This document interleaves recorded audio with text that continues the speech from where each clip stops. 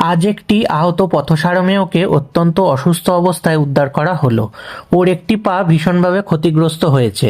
অন্য পথসারমেয়দের সঙ্গে মারামারির কারণে পায়ে গুরুতর আঘাত লাগে, আর সেই ক্ষত থেকেই ধীরে ধীরে ইনফেকশন হয়ে পুঁজ জমে যায়। ওকে উদ্ধার করার পর প্রথমে চিকিৎসার ব্যবস্থা করা হয় এবং ইঞ্জেকশন দেওয়া হয়। এরপর ওর জন্য অ্যান্টিবায়োটিক, মাল্টিভিটামিন, ব্যথা কমানোর ওষুধ, আয়রন ট্যাবলেট এবং ফোলা কমানোর ওষুধ দেওয়া হয়েছে। পাশাপাশি ক্ষতস্থানে লাগানোর জন্য দেওয়া হয়েছে ডিম্যাক্স স্প্রে, যাতে ক্ষতের মধ্যে ম্যাগট বা পোকা না ধরতে পারে।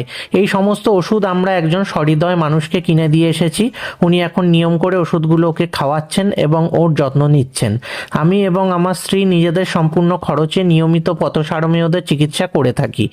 আমরা কোনো ডোনেশন নিই না, তাই আপনাদের কাছে আমাদের একটাই অনুরোধ, যতটা সম্ভব এই ভিডিওটি লাইক এবং শেয়ার করুন এবং আমাদের চ্যানেলটি সাবস্ক্রাইব করে আমাদের পাশে থাকুন।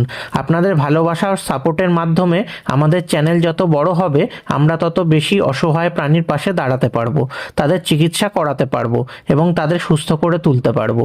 একটি লাইক, একটি শেয়ার, একটি সাবস্ক্রাইব হয়তো একটি অসহায় প্রাণীর জীবনে নতুন আশার আলো হয়ে উঠতে পারে।